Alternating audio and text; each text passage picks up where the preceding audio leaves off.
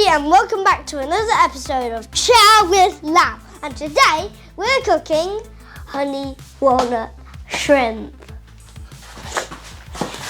What he said.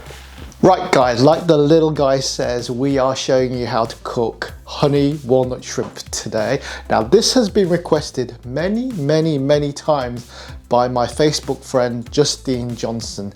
Justine, this one's for you. Now you can stop nagging me. The reason why I haven't done this recipe earlier is because actually I'd never really heard of it. So when Justine suggested it, I did a bit of research, and I think you mainly get it in the States. But when I researched this dish online, I was really intrigued because I'd never seen an ingredient list like this on any Chinese dish I've ever come across. It uses condensed milk, for crying out loud. What is it going to turn out like? Well, stick around guys, we're about to find out. So we're going to start off with the star of the show, which are our shrimp. I've got 400 grams of the larger shrimp so I can get my hands on. Bigger the better when it comes to shrimp. So what I'm going to do is add a teaspoon of salt and just massage that in.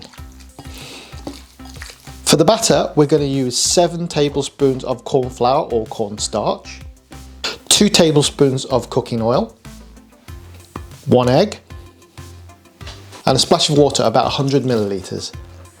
So I'm going to mix this all together by hand.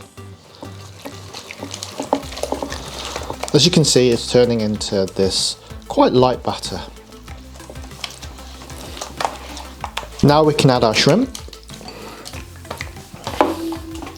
We can now set this aside and prepare the rest of our dish. Right, so I've got a little pan here, which I'm going to add 1 tablespoon of butter to, 2 tablespoons of brown sugar,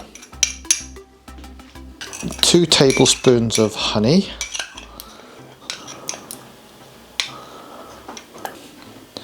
and 100 millilitres of water, just plain water.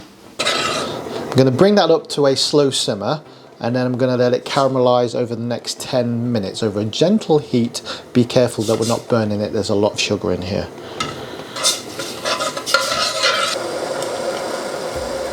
So our mixture is nicely caramelised. Now I'm going to add my 100 grams of walnuts. Be careful, the mixture in there is very hot indeed. I'm going to stir it in. And we're going to let it simmer away for another 5 minutes. Do keep your eye on it because it burns very easily. Okay, so after about 5 minutes you can see that the caramel is thickening up nicely. I've kept my eye on this like a hawk because it switches from lovely caramel to burnt tar very quickly indeed. And what we're looking for is a nice candied walnut. I would sooner it stay on the sort of liquidy side with the sauce rather than it burn, because as soon as you get that burnt taste in here, you're never going to get rid of it. You're going to have to start all over again. You can see the caramel has gone darker and darker, but we don't want it to turn in. Turn down a bit, and there you go guys. I am very happy with that. And turn the heat off and just set it aside whilst we fry the shrimp. It's time for frying the shrimp. Wooden chopstick in, or bamboo chopstick, whatever you've got, not plastic. It's fizzing nicely, so we're at the perfect temperature.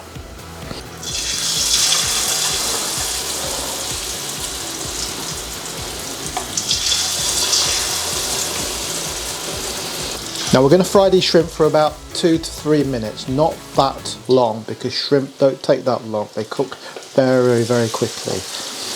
Yeah, one of the worst things you can do to shrimp is overcook them. Give them plenty of space so they tend not to stick together, otherwise you're going to have a clump of shrimp.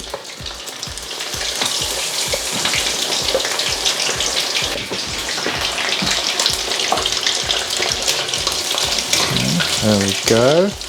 You can see it's quite a light batter, a little bit like tempura I suppose, in texture anyway. Check that out guys, look, as soon as they come to a light golden brown, they're done.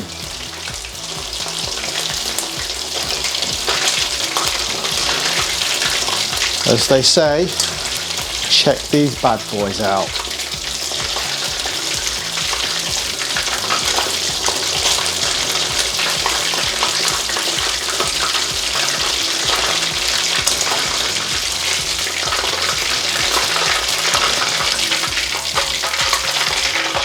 Right guys, now it's time to make our sauce, and this is a little bit of a strange one for a Chinese Asian recipe because we're going to use mayonnaise and condensed milk, which is not what you'd expect to find in a Chinese or Asian recipe. So we're going to start off with 8 tablespoons of mayonnaise. I'm just going to put it all in the wok and we're going to mix it all in there. That just keeps everything contained and slightly less washing up.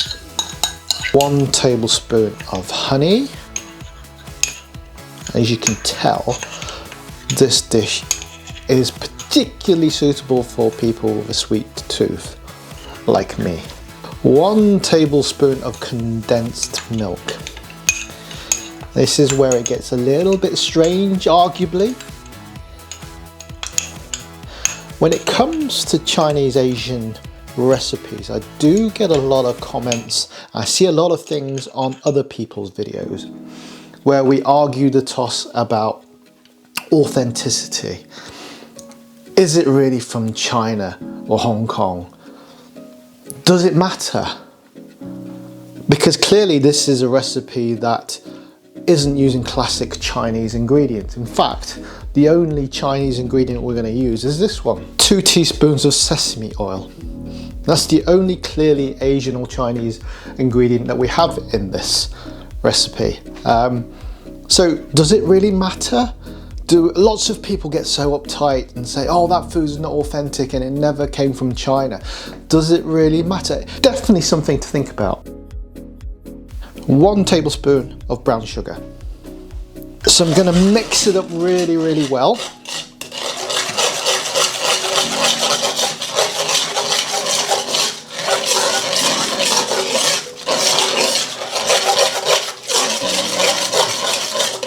Now it's time to apply some heat, get this heated up so it starts to bubble away. Again, just be careful, we're not going to burn it because obviously it's got a lot of sugar content in this sauce.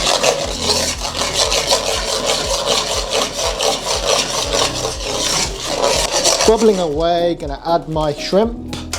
Oop. And then just toss it in. Coat our shrimp with this hopefully delicious sauce. Okay, and whilst it's bubbling away again, we're going to get our walnuts here, these candied walnuts. Wow. And obviously with the walnuts, you can put as many as you like, depending on how much you like them.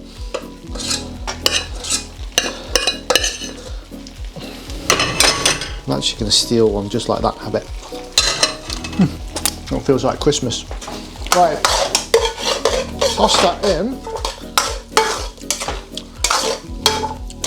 Look at that. And guys, we're done. That's it. Done. This, as they say, is gonna be interesting. Check this out, guys.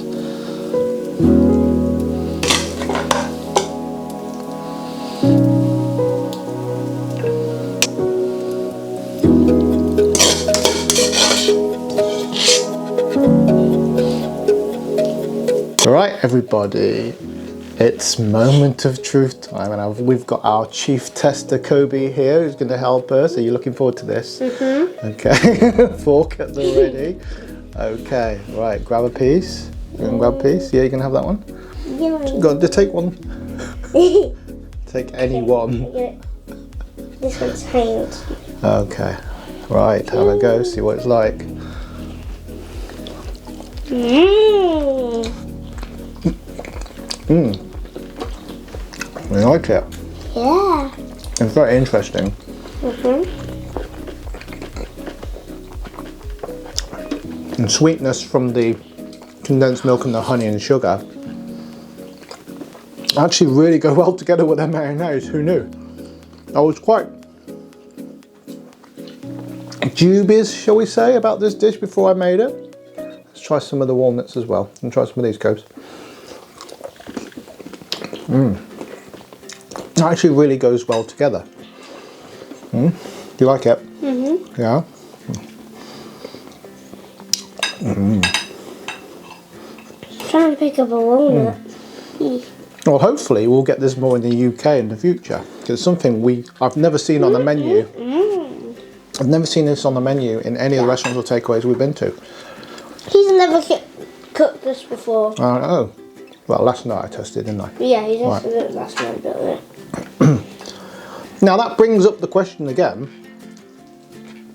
of authenticity, okay? Like I said, I see a lot of angry people shouting on Facebook, YouTube, Twitter about food not being authentic because it never was created in China, for example. And I'm asking the question, does it really matter? This dish almost certainly wasn't made in China or created in China. Does that actually affect your view of it? Or are you like me? I'm more of the thinking, and I'm still considering all my thoughts and feelings about this, about whether food, if it's nice, if it tastes good, then it's fine. If it flies under the flag of Chinese food and it tastes nice, even if it was created America, UK, Europe, does it really matter? No? You don't think so? Well, that's a good one. That's a good, thank you for that. So please leave your comments below. I am planning to do a video discussing this, a little bit like the way I discussed MSG in my previous video. If you haven't seen that, check it out. I found the whole thing fascinating. And I'd love to know your opinions and what you feel about this and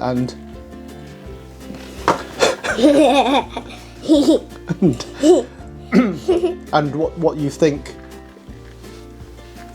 and what you think authenticity is. I mean, one thing I always think of is when my grandfather moved to the UK from Hong Kong back in the 60s, a lot of the food he cooked was invented in the UK, right? Under the banner of Chinese food. Now, some people would say that's not authentic, but for me, it's a real big part of my personal history and heritage. So I can't diss it. I can't turn it down. I can't turn away from it. I embrace it. You know, chop sueys, sweet and sour chicken balls, whatever. That was part of me. That's why I'm here. And to be a British born Chinese, that means something to me. Maybe not so much to someone in China, but who says that their heritage is more authentic than mine or more important than mine, right? It's really, really interesting. I'm happy to have a really nice debate about this. I don't want to go into the whole kind of, oh, you're right and I'm wrong sort of thing. It's just a case of let's have a discussion and see how we feel about it. There's no need to be so argumentative. Let's find out. Let's see how we feel. And I'm going to turn this into a video and have a chat about it. Okay? Anyway, it's time for the end of the video because we need to polish this off. And once again, thank you so much, Justine, for suggesting this and for badgering me until I did it. Thank you to my one and only Patreon, Matthias. And if anybody else wants to support the channel like Matthias is, please check out my Patreon page.